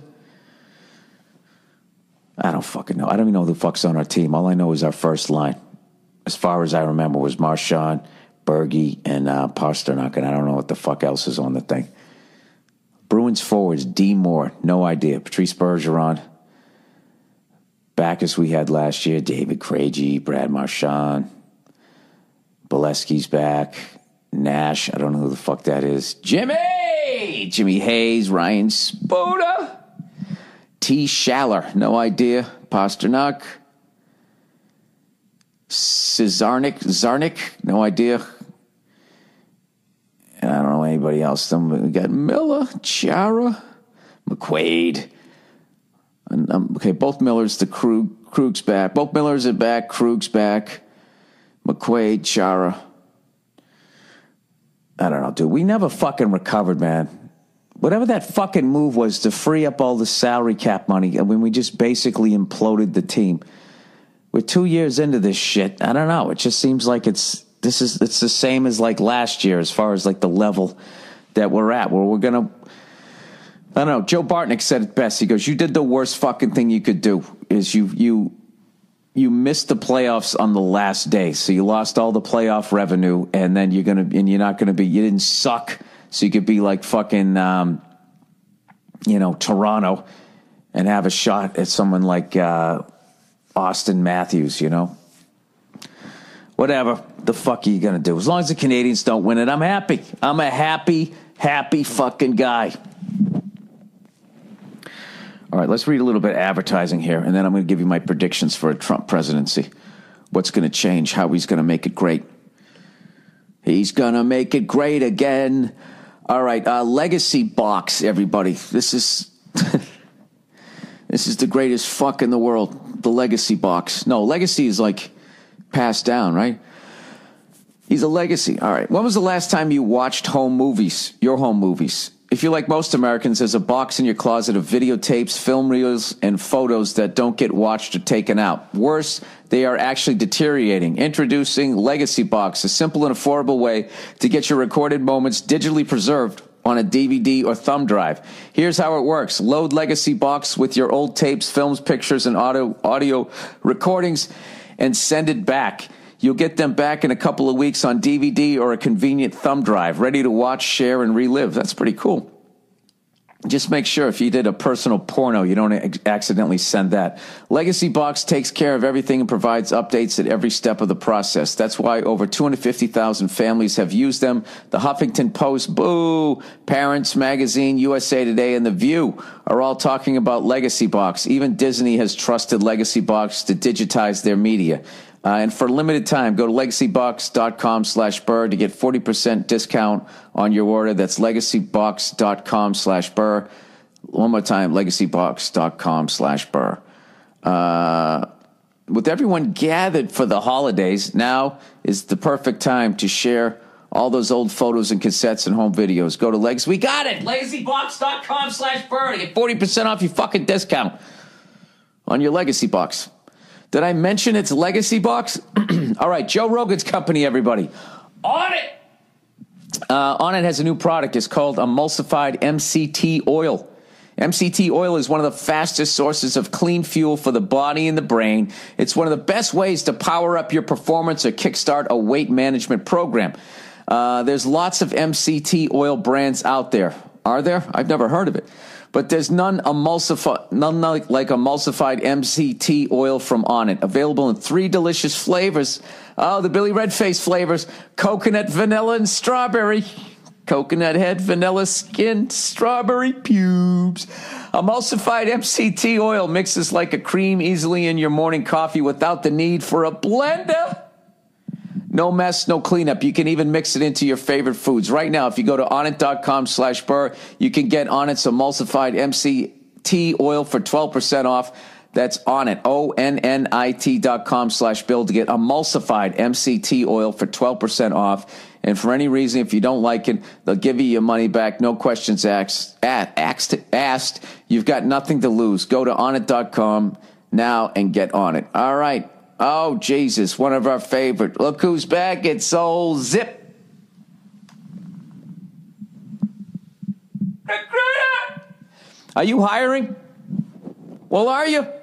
Do you know where to post your job to find the best candidates? Posting your job in one place, well, that isn't enough to find quality candidates.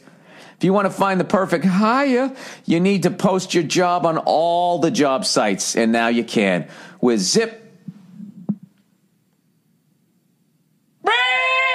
Recruiter.com. You can post your job to 100 plus job sites, including social media networks like Facebook and Twitter, all with a single click. Find candidates in any city or industry nationwide. Just post once and watch your qualified candidates roll into ZipRecruiter's easy-to-use interface.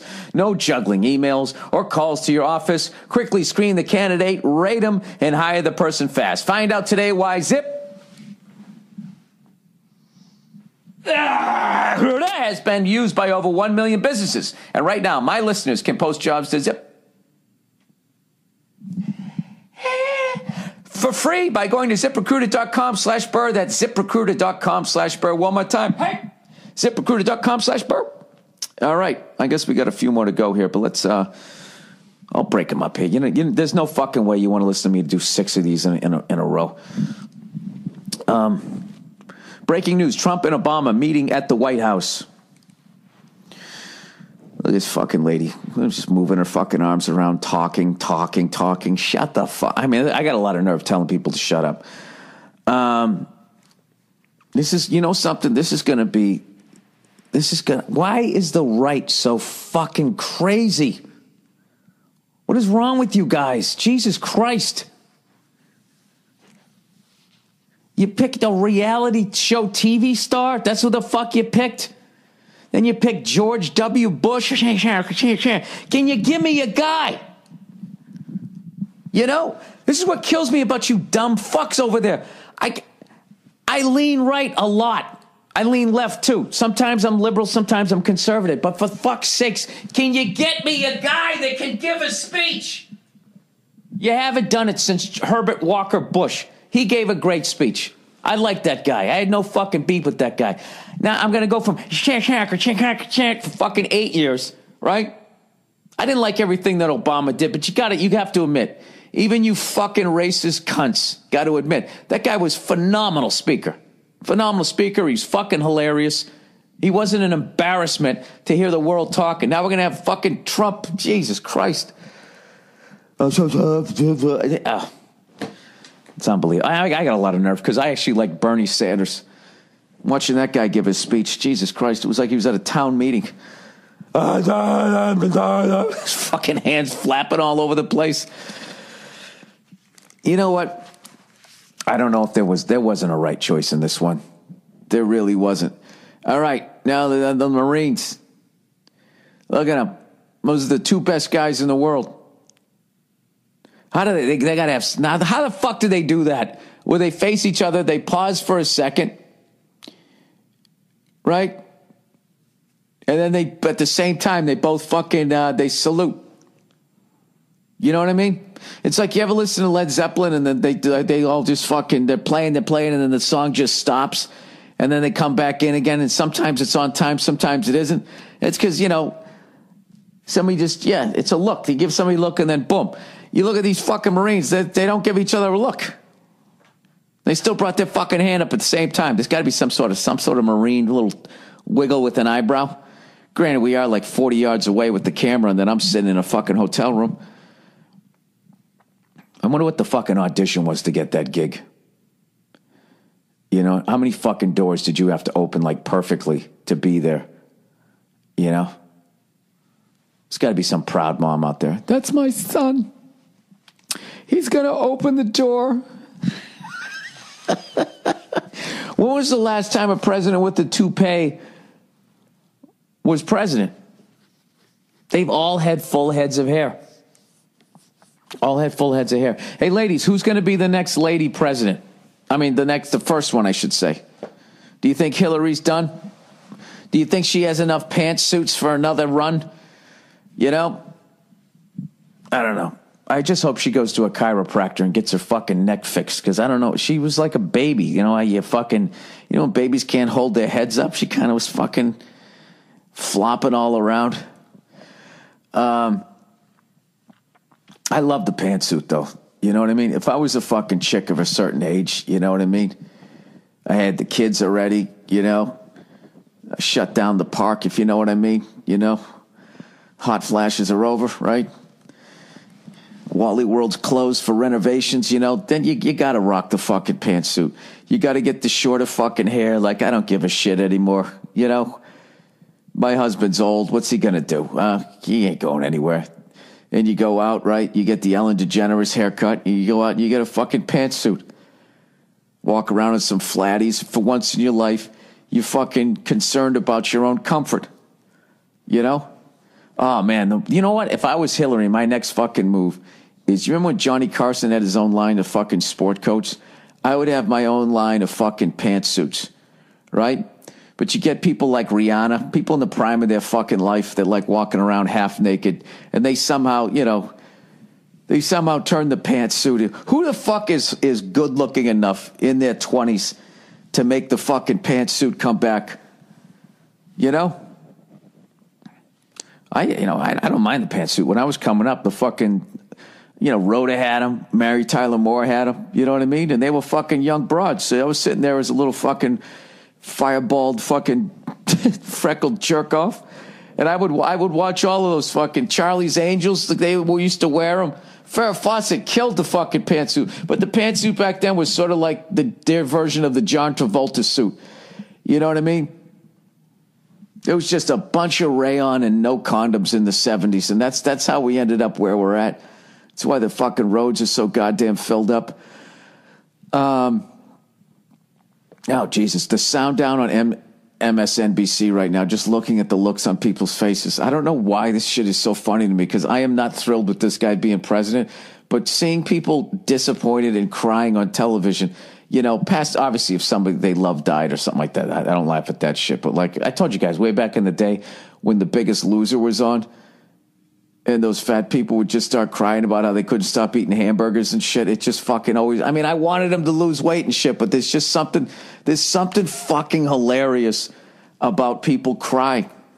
Adults crying. I don't know why. It's probably me being a walled off, you know. I'm not that fucking walled off, right? I can get choked up with the best of them. But if I did it, you know, I expect people to laugh at me. This is when you know you have too much news coverage. I'm sitting here watching this Marine opening and closing a door, and these fucking nerd guys from the press keep walking in and out of the shot. Look at this. There's a lady right now. She's backing up to take a picture with her cell phone of I don't know what. Now the Marine's opening the door. She walks out. You know what? It was actually great that she was in there just to see who the fuck just walked out of the place? What was that, like his cousins or something? That's such a weird gig. Does that mean you're a good Marine? That they make you like the fucking bellhop of the White House? You know, at the end of the day, I mean, you went through all of that fucking training. You can snap somebody's neck, right? You can fucking shoot somebody from 200 yards away. And then, what's your detail? You're going to open and close the back door at the White House. And then what? Nah, that's it. You're going to be dressed in your formals. You're going to have your whites on, and you're just going to stand at fucking attention. Dude, there's no way that anybody can do that. There's got to be like 2-hour shifts. How long can you just stand there that fucking straight? Yeah, but he's also got to be if some lunatic comes fucking running up this. Remember that guy jumped over the fucking fence and just ran up? And he actually got into the fucking White House. That was unbelievable. That's when I really realized like how not important the president was. You know, once again, They don't even lock the door.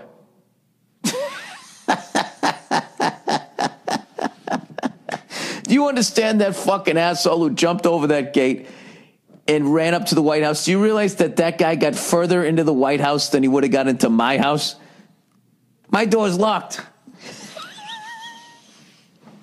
Then he ran down the hall. He gave a head fake and he broke the ankles of some Secret Service guy, right? Like Iverson did to Jordan when he first came into the league. And he went right, he got like, he zigged instead of zagged. And that was the only reason why he didn't just fucking get in there.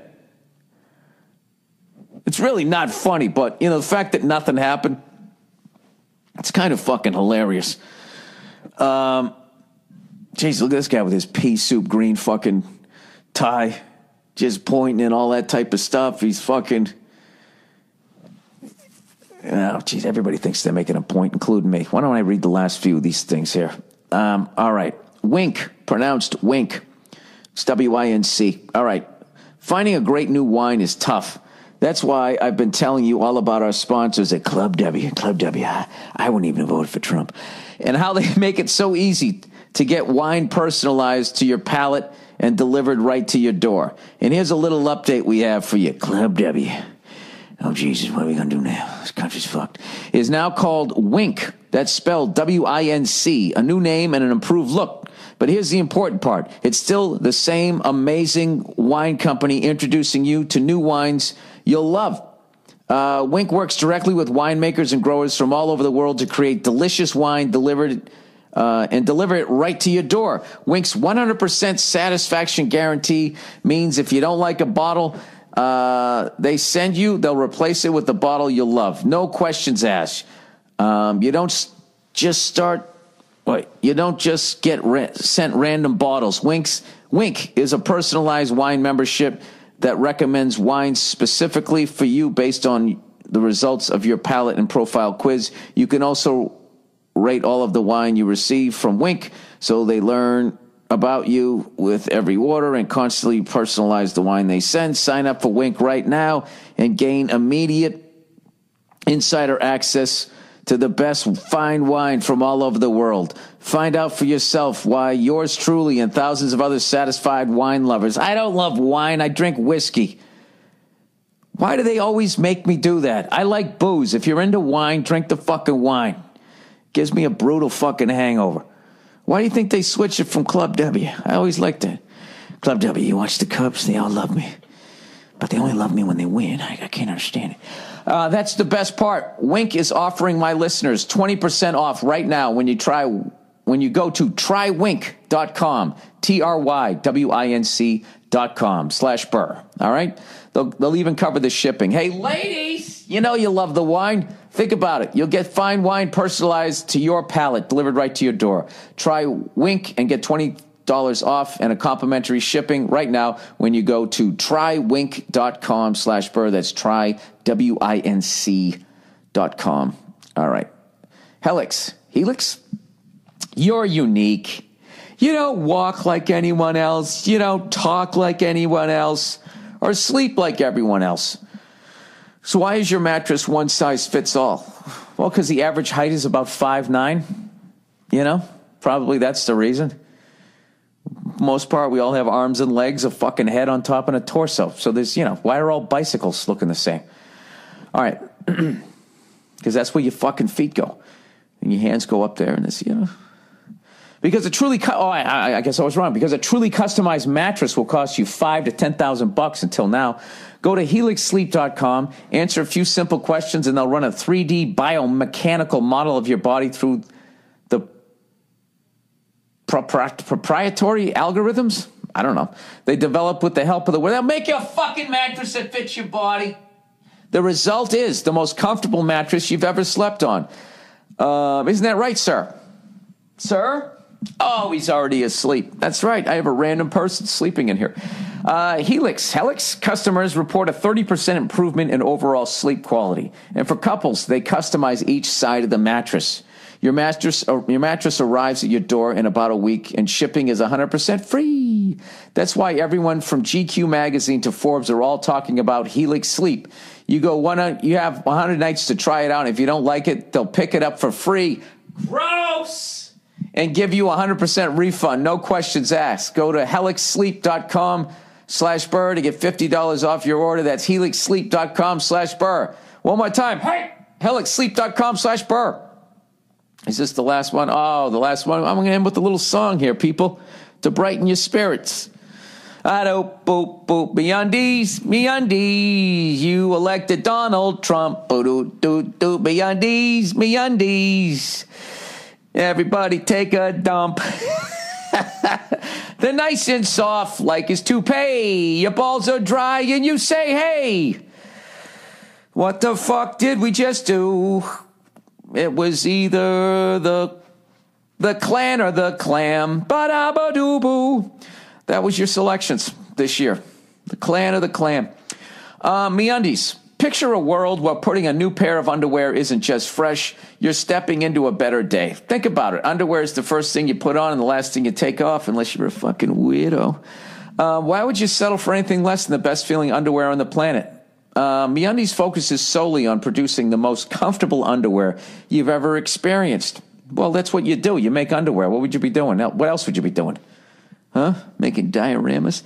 My friends at MeUndies, these people I've never hung out with who are somehow my friends, sent me a few pairs a while back, and now I can't imagine wearing anything else. That is a lie. I'm not even wearing them right now, okay? But what they sent me were comfortable, except for the Greg Louganis cut.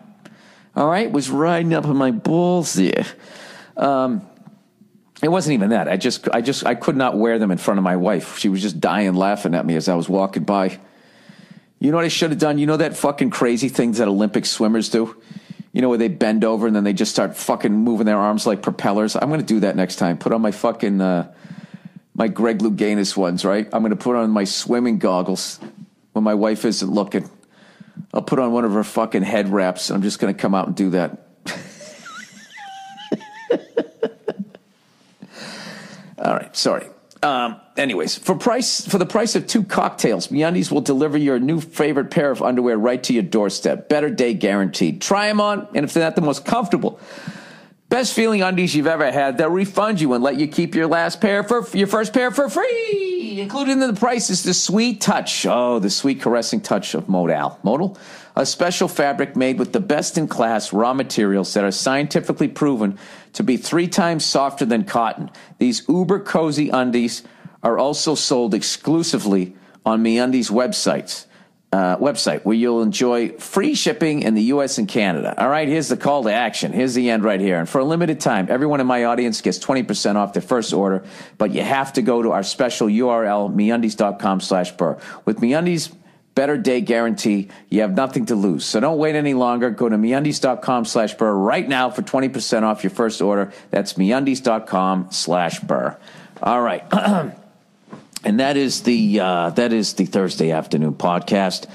And that is the election. All right. It is over. This is the guy that we picked. And just because, your person didn't win, it doesn't mean you got to yell at other people. All right. You know what would be great is if everybody just sort of stopped yelling at each other. Okay. Maybe help each other out. Somebody actually said to me, Obamacare is going to go away. How the fuck am I going to pay for my meds? And that immediately made me think, well, you know what? Why don't regular people just pick up the slack? I don't know how the fuck to do it. What, set something up? Or maybe you just help out one person. What if you're in the prime of your life or you're earning power, whatever, and somebody down the street needs meds? What if you booze a couple of less times a fucking month and you hook them up with some money to get their meds? You save you one. And then you won't be as bloated. You won't be drinking as much booze. Why don't just regular people help each other out instead of waiting for these fucking people to do it because they don't get along with each other? Like when Obama went into office, evidently all the Republicans on the first fucking day in the House, the Senate, or whatever, just basically said, we're just going to disagree with it. We're not going to pass anything that this guy says, which is really fucking treasonous behavior, I think. Not saying you got to pass everything the guy says. You do have to keep him in check. But before it even comes down the pipe, you're saying we're not going to fucking work with this guy. I don't know. But you can't ever expect these assholes to ever get along. They act like a bunch of fucking babies. They really are a bunch of babies, the way that they behave. So, but that doesn't mean you have to fucking behave like that. You know, you could be that person who doesn't scream and yell. You could be that person that doesn't talk down to somebody because they don't live near an ocean. Or you could not judge somebody because they do live near the ocean for whatever fucking reason. The blue states are near the ocean. The other ones are fucking in the middle, and everybody's screaming and yelling at each other. I've gone to all 50 states, and goddamn it, I've met great people out there. I really have. Great food, great fun. You know, quit fucking yelling at everybody, and you're going to be all right. Trump's going to be president. For a lot of people, I guess it'll be a good thing. For other people, it's not going to be a good thing. But you know what? You're not going to die. Okay? Get out in front of it. Think something positive. At the end of the day, if you want to get your business going, you're still going to have to do it, even if Obama was still in office, or Hillary got there, or fucking Newt Gingrich, or Rudy Giuliani. At the end of the day, your life is on you.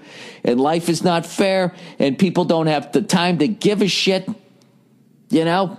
And that's how it is. It's unfortunate, but that is how it is. But the second you fucking address that, it's kind of empowering, right? Oh, fuck, I got to handle this shit, you know?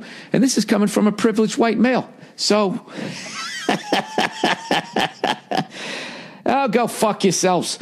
All right, that's it, okay? You're just trying to say shit positive. People, oh, what about this? What if this happens? All right, well, then quit. Quit. Move to fucking Canada with Cher. See if anybody gives a fuck. Anyways, here comes some music, I guess, is what happens now. And then you'll get to listen to some greatest hits before the orange toupee guy. Was he maybe possibly even running for president? Who knows?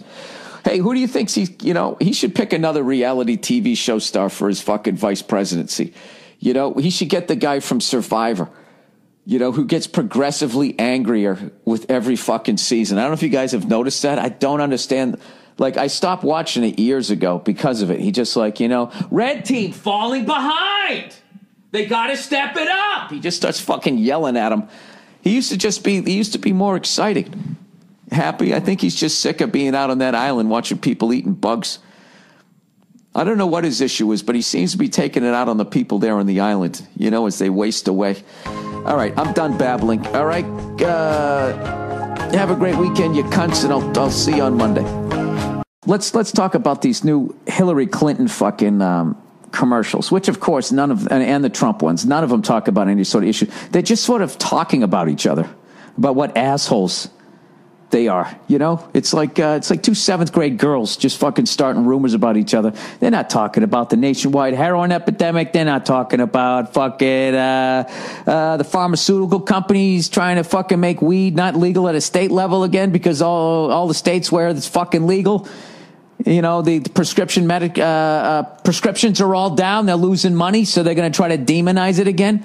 According to the person that I can't even remember who the fuck it is that told me that, and then I never read it to see if it's true, but now I'm telling it to you. They're not talking about any of that shit. Great Barrier Reef is dead. Who gives a fuck, right?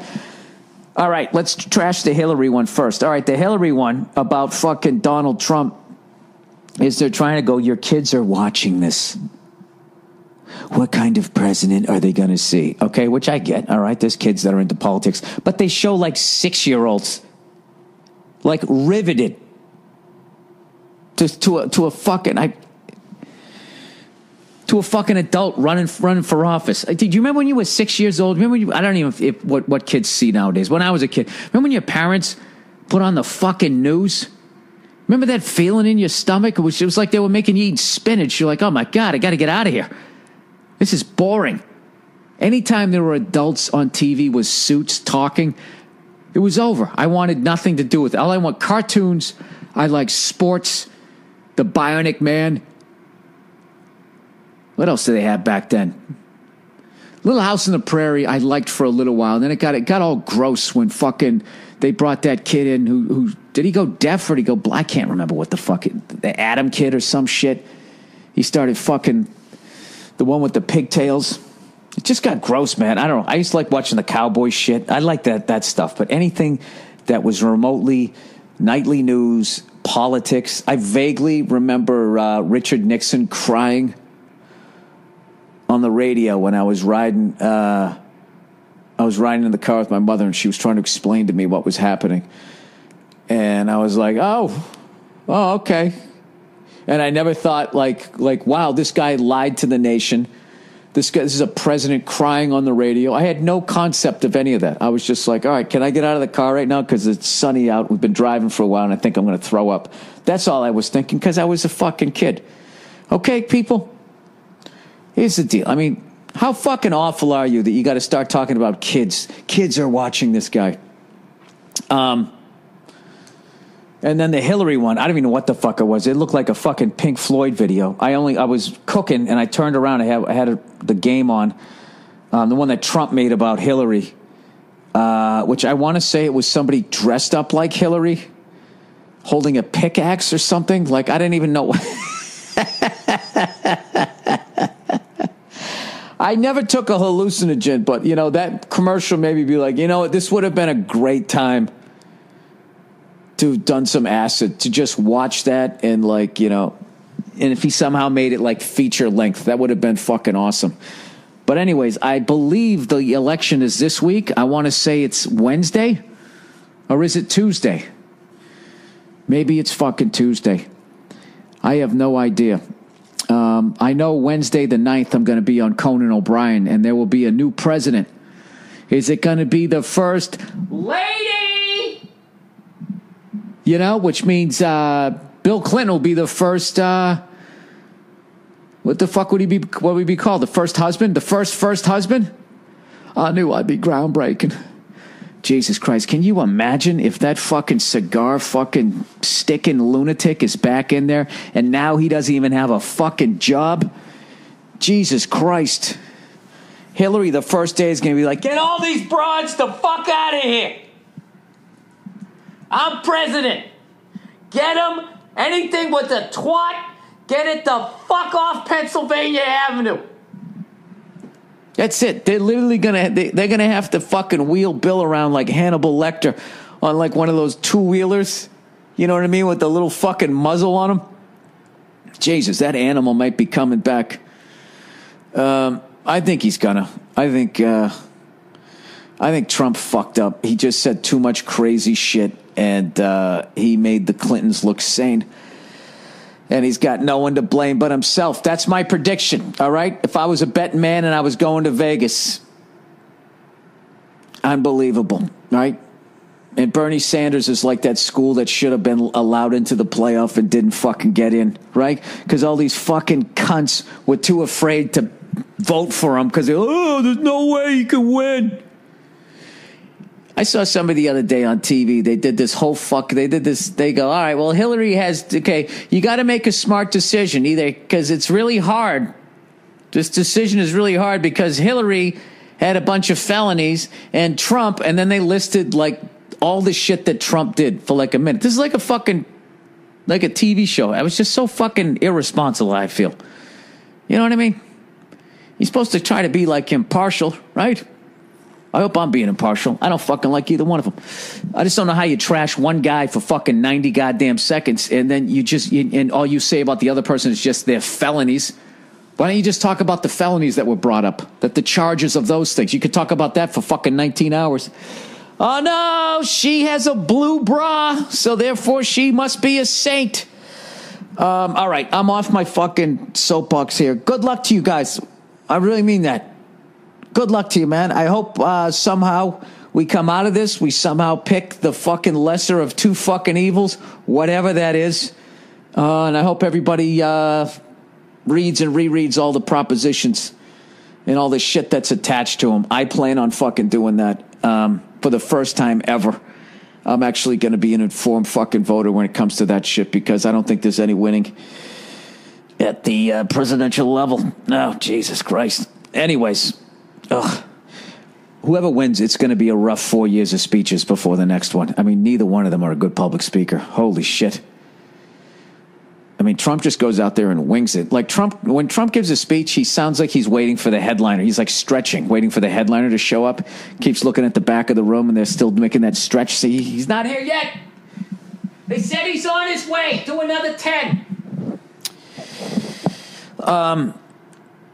And then Hillary with that whole bobblehead fucking thing that she does. Like, I haven't seen anybody so outside their own fucking body since Al Gore. Remember Al Gore when he was fucking, I'll never forget, he was doing a debate with George Bush. And George Bush makes a point, and then for whatever reason, Al Gore stood up, walked all the way over to George Bush, and just goes, "My turn," in his ear, and Bush does like a double take, like, dude, what the fuck? Sort of a natural reaction to this guy coming out of, I mean, he could literally feel his fucking breath in his ear. He fucking did this double take looking at him, and the whole crowd laughed at Al Gore, and then Al Gore just threw his head back and for whatever reason started laughing, just goes, ha, ha, ha, ha, ha, ha. And I'm like, what are you laughing at? Like, what the fuck are you doing? Like, he was, that guy. You know what, that guy read about his critics too much. Like, the first time they were like, he wasn't animated enough. And the next time he went out there, he was doing like this Fosse shit. Oh, Jesus. He redefined fucking flop sweat, that guy. All right, let's get out of politics. I don't even know what the fuck I'm talking anyways. Good luck with the voting, everybody. May the best piece of shit win.